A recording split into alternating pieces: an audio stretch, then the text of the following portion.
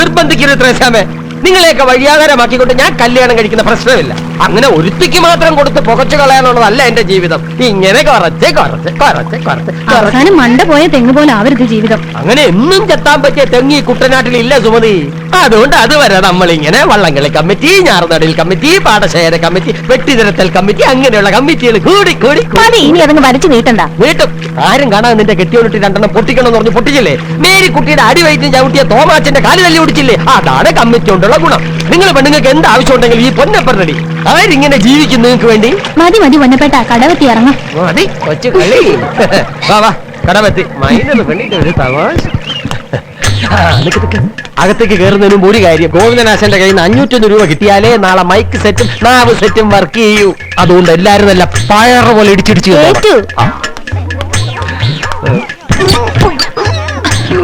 എന്തൊരു ശക്തിയിലേക്ക് ആശാനെ പെണ്ണപ്പഴിപ്പാടെ വരുന്നുണ്ട്. തിരുവാ ആശാൻ അത്ര മാറിക്കോ വരട്ടു. ചോദിച്ചോ. നമസ്കാരം. ഇതിപ്പോ ഏത് കമ്മിറ്റിയാ പൊന്നപ്പാ? ഇത് കൊയ്ത്ത് കമ്മിറ്റി. കുട്ടനാടൻ പുഞ്ചയിലെ കൊച്ചുപെണ്ണെ കുയിലാളെ എന്നിവരെ കുറിച്ച് ഏവനോരുത്ത് എഴുതിയിട്ടുണ്ട്. അതുകൊണ്ട് കൂലി കൂടുതലൊന്നും കൊടുക്കില്ലല്ലോ. ഇവരുടെ ദിവസക്കൂലി ഇരട്ടിയാക്കണമെന്ന് ആവശ്യപ്പെട്ട് പുന്നമടയിൽ ഞാൻ ഉദ്ഘാടനം ചെയ്ത മഹിളാ ജാഥ റാണി, മാർത്താണ്ഡം, ചിത്തിര എന്നീ പാടശേഖരങ്ങൾ കടന്ന് കൈനഗിരിയിൽ എത്തിച്ചേരുമ്പോ അതും പൊന്നപ്പൻ തന്നെ ഉദ്ഘാടനം ചെയ്യും. ഞാൻ ചെയ്യുന്നതാണ് അവർക്ക് ഇഷ്ടം. ബാക്കി തങ്കോടി പറഞ്ഞേച്ചാ മതി. ഞാൻ പോയി പാനിയെടുത്ത് ഒന്ന് കണ്ടേച്ചു വരാം. ശരി. ഓൾഡ് ഈസ് ഗോൾഡ് അല്ലേ വെക്കുള്ളൂ. ബാക്കി 22 ക്യാരറ്റ്സ് ഇവിടെ നിൽക്കും. ഒരു 2001 എഴുതാശാനെ. 2001 എങ്കിലേ 1001 കിട്ടൂ. അയ്യോ ചേച്ചാ 5000 ഒന്നും വേണ്ട. ഞാൻ അങ്ങനെ അദ്ദേഹത്തെ ബുദ്ധിമുട്ടിക്കില്ല. ശ്രീ ആലക്കൽ ഗോവിന്ദൻ. ഭാനുവെടുത്തിയേ, ഞങ്ങള് മഹിളാജാതിയുടെ പിരിവിന് ആശാനെ കാണാൻ വേണ്ടി വന്നതാ. ഭാനുവെടുത്തിയെ കണ്ടിട്ട് പോവാന്ന് കരുതി. ഞാൻ അറിഞ്ഞേ. വേണ്ട, ഇതൊക്കെ ഞാൻ ചെയ്തോളാം. തങ്കമണിയുടെ മോക്ക് സുഖം. പരമസുഖം.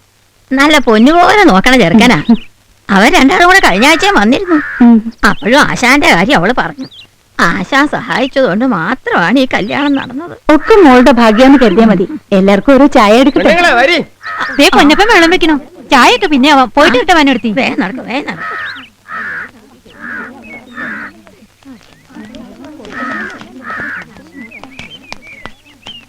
അവർക്ക് എത്രയാ കൊടുത്തേ? ഇതിനൊക്കെ എന്നാ കൊടുക്കാനാ? ചന്ദ്രനോട് വാങ്ങിച്ചോളാൻ പറഞ്ഞു. എല്ലാത്തിനും ചന്ദ്രനോട് വാങ്ങിച്ചോളാൻ പറഞ്ഞ കഷ്ടം. അവൻ എവിടെ നിന്നുണ്ടാക്കാനാ? 10-9 രൂപയിൽ കൂടുതൽ ആരും വന്നാലും കൊടുക്കാന്ന് പറഞ്ഞേക്കരുത്. അതൊക്കെ പിന്നെ എനിക്ക് അറിഞ്ഞൂടെ? ആ രസീത് ഞാൻ ചന്ദ്രന്റെ കൊടുത്തു. ഞാനൊന്ന് നോക്കട്ടെ. എന്റെ ഈശ്വര, 501 രൂപയോ? 501? 501? ഞാൻ 51 ആണല്ലോ പറഞ്ഞത്. നിനക്കെങ്ങനെ 0 വന്നത്? 501 ഞാൻ പറഞ്ഞത്. അപ്പൊ നടുക്ക് 0 കാണും. ഞാൻ 51 പറഞ്ഞത്. അറിയാതെ എഴുതിയതാണെങ്കിൽ ഇപ്പൊ തന്നെ ചോദിക്കും. 500 ലാഭമായെന്ന് കരുതിയാ മതി. ആശാൻ 1001 തന്നില്ലെങ്കിൽ ജാഥാപൊളിയും ഹോട്ടലുകാരും പിടിച്ചു വെക്കുമെന്നൊക്കെ പറഞ്ഞപ്പോ ആശാൻ 1001 കൊടുക്കാൻ ഒരുങ്ങിയതാ. ഞാനാ 501 ആക്കിയത്. എന്നിട്ട് 51 ആക്കാൻ തോന്നിയില്ലല്ലോ? തോന്നില്ല. 0 ഇവിടെ വിലയില്ലല്ലോ. ചന്ദ്രന് മാത്രമേ വിലയുള്ളൂ. എന്നുവെച്ചാൽ അവനല്ലേ കൊടുക്കണ്ടേ? താൻ ഒറ്റ കൊടുത്തന ഒരു കാരണക്കാരൻ. താനോട് രസീത് കൊടുക്കാൻ പറഞ്ഞത്? കൊടുത്തില്ലെങ്കിൽ നാളെ രാവിലെ പൊന്നപ്പം വരുമ്പോ എണ്ണി കൊടുക്കാൻ കയ്യിലുണ്ടോ?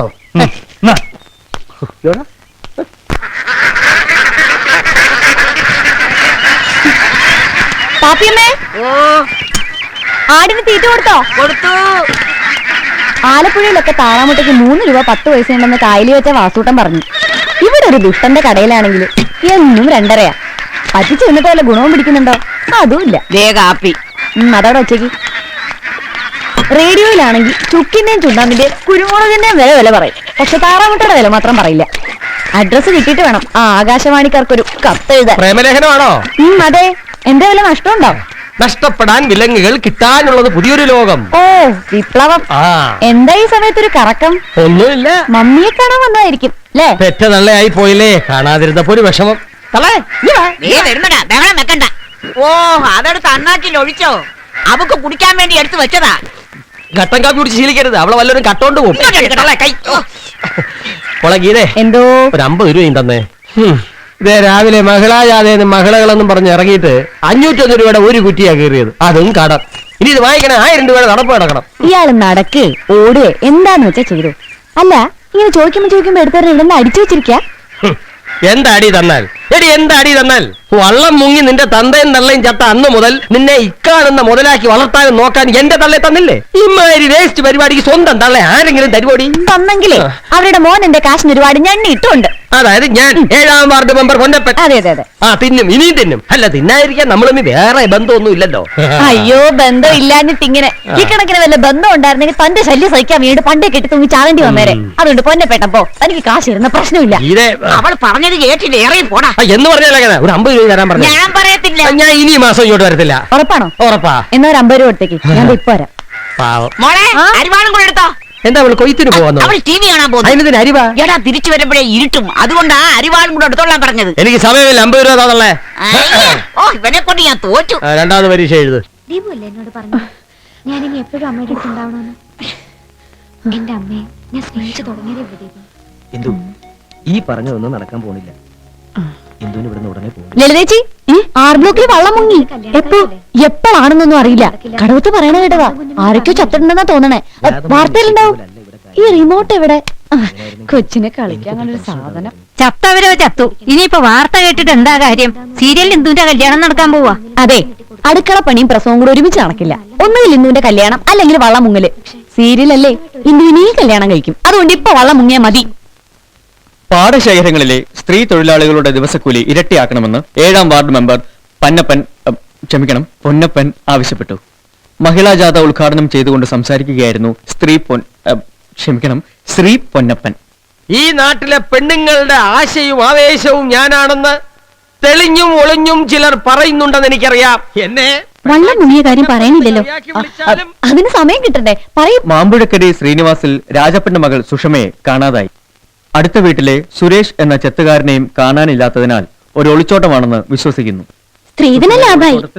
അല്ല, ഇന്നെന്താ ഒരു സീരിയൽ കണ്ടില്ലേ? ആർ ബ്ലോക്കിൽ വള്ളം മുങ്ങിയെന്ന്. എപ്പോ? ദേ ഇവള് പറഞ്ഞു. ഇവള് ചന്ദ്രനെ കാണാൻ വേണ്ടി വെള്ളം മുക്കിയതാ. ഉറപ്പാ? അല്ലേടി, സത്യം പറ. അല്ല പിന്നെ ആർ ബ്ലോക്കിൽ വള്ളം മുങ്ങിയിട്ടാണല്ലോ എന്റെ അച്ഛനും അമ്മയും ചത്തത്. ഇപ്പോഴും വെള്ളമല്ലേ? അല്ല വള്ളമല്ലേ? എപ്പോ വേണമെങ്കിലും മുങ്ങാലോ. വീക്ക് വെച്ചെന്നുണ്ടല്ലോ. ബണ്ട് നിർമ്മാണത്തിന് കേന്ദ്ര സഹായം. വാർത്തകൾ കഴിഞ്ഞു. നമസ്കാരം. അയ്യേ,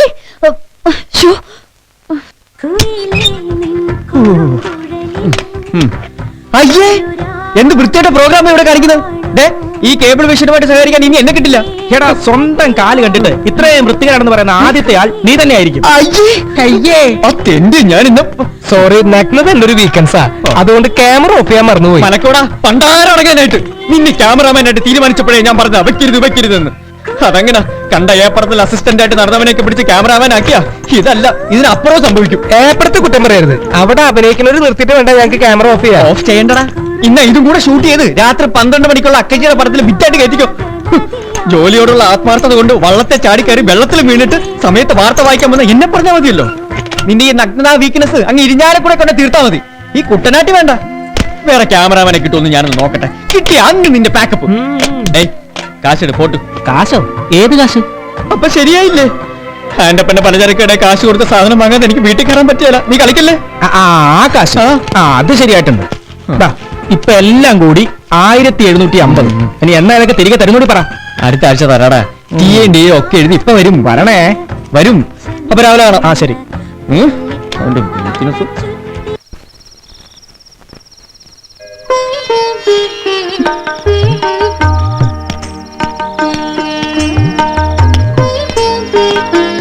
ഞാൻ കണ്ടു. എന്ത്? അല്ല, ഇന്നത്തെ വാർത്ത വായന ഞാൻ കണ്ടു എന്ന് പറയായിരുന്നേ. അതിപ്പോ കാണാത്തവരായിട്ട് കുട്ടനാട്ടിൽ ആരും ഉണ്ടാവില്ല. ചാനലിൽ ആളെ കൂട്ടാനുള്ള പുതിയ ടെക്നിക്ക് ആയിരിക്കും അല്ലേ? അതെ, എല്ലാ ദിവസവും മുഖം മാത്രമല്ലേ കാണുന്നത്. ഇന്നത്തേക്ക് ഒരു ചേഞ്ച് ആയിക്കോട്ടെ എന്ന് കരുതി. ഒന്ന് പോടാ അവിടുന്ന്. സിഗരറ്റ് കിട്ടിയില്ല. സിഗരറ്റ് ഇന്നലെ രാത്രി 2 പാക്കറ്റ് മേടിച്ചു തന്നാണല്ലോ. അത് തീർത്തു. അതെ, വൈരാഗ്യം തീർക്കും പോലെ വലിച്ചു തള്ളാനുള്ള അല്ല സിഗരറ്റ്. ആരോഗ്യം കൂടി നോക്കണം. മനസ്സിലായോ? അതൊക്കെ മനസ്സിലായി. നീ സാധനം അവിടെ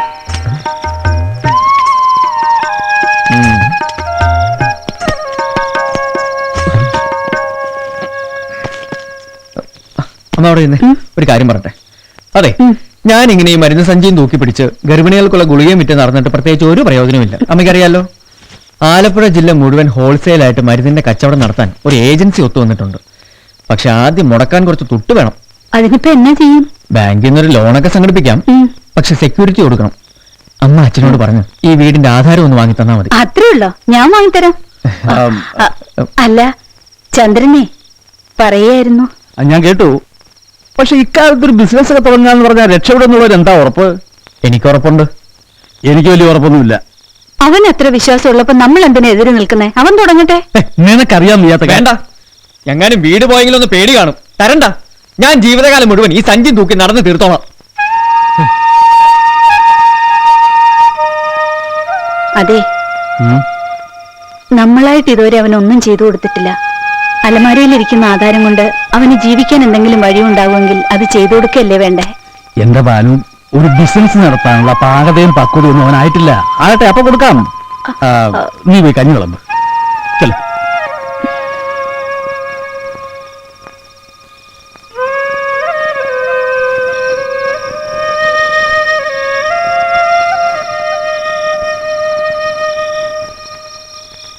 ചോറെടുത്തു വെച്ചു, കഴിക്കുന്നില്ലേ? എനിക്ക് വിശപ്പൊന്നുമില്ല. എന്ന് പറഞ്ഞാൽ എങ്ങനെയാ? എടാ, ഞാനേ അച്ഛനോട് സാവകാശം പറഞ്ഞ് സമ്മതിപ്പിക്കാനേ. നീ വാ. ബാലു, ആധാരം കൊടുക്കാൻ ആഗ്രഹമില്ലാഞ്ഞിട്ടല്ല, മനസ്സില്ലാഞ്ഞിട്ടും അല്ല. പിന്നെ ആധാരം ഇവിടെ ഇല്ല. ഇല്ലേ? കഴിഞ്ഞ ഇടവപ്പാതിക്ക് കൃഷി മുഴുവൻ വെള്ളം കയറി നശിച്ചപ്പം നാട്ടുകാരൊക്കെ ആവലാതിയായിട്ട് ഇങ്ങോട്ടല്ലേ വന്നത്. അന്ന് ഭാസ്കരന്റെ നിന്നാണ് രണ്ടാമത് കൃഷി ഇറക്കാൻ ഞാൻ പണം വാങ്ങിച്ചു കൊടുത്തത്. അന്ന് കടായിട്ടല്ലേ തന്നത്? കടമായിട്ട് തന്നെ. സർക്കാർ ഇന്ന് ദുരിതാശ്വാസത്തിന്റെ ഫണ്ട് കിട്ടുമ്പോൾ തിരിച്ചു കൊടുക്കാന്നുള്ള കണ്ടീഷനിലായിരുന്നു. പക്ഷേ എന്തെങ്കിലും ഒരു ഈട് വേണമെന്ന് അയാൾ പറഞ്ഞു. എന്റെ വേറെ എന്താ ഇരിക്കുന്നത്? ഞാൻ ആധാരം എടുത്ത് കൊടുത്തു. കാര്യം നടക്കട്ടെ. എടാ, ഗവൺമെന്റിൽ നിന്ന് പണം സാങ്ഷനായി കിടക്കുക. അത് വാങ്ങി അങ്ങോട്ട് കൊടുത്താൽ പാസ്കാരൻ ആധാരം തിരിച്ചു തരും. പിന്നെ നീ എന്ത് വേണം കാണിച്ചോ? അല്ലാതെ എടുപിടി എന്ന് പറഞ്ഞാൽ ഞാൻ എടുത്തുണ്ടാക്കാനാ?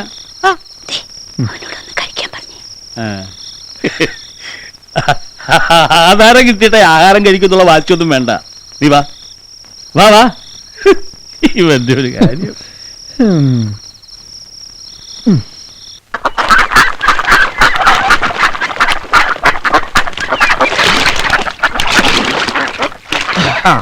താറാവിനെ കളിപ്പിച്ച് രാവിലെ ഒരുത്ത് വരുന്നുണ്ട് നിന്നെ കാണാൻ.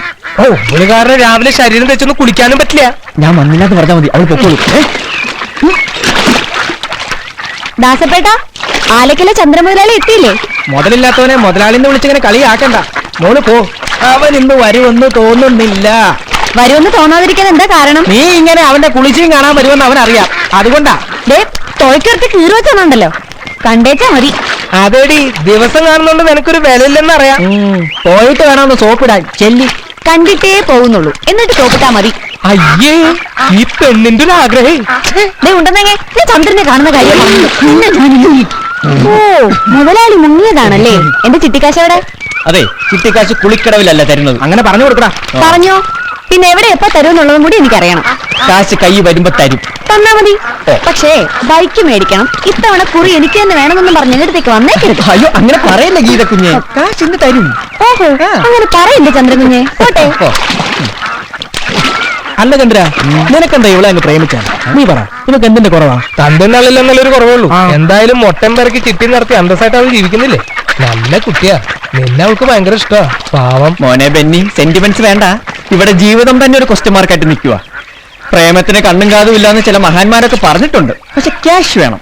കാശ് ഇല്ലാത്തവന് പറഞ്ഞിട്ടുള്ള പണിയല്ല പ്രേമം. ഓഹോ.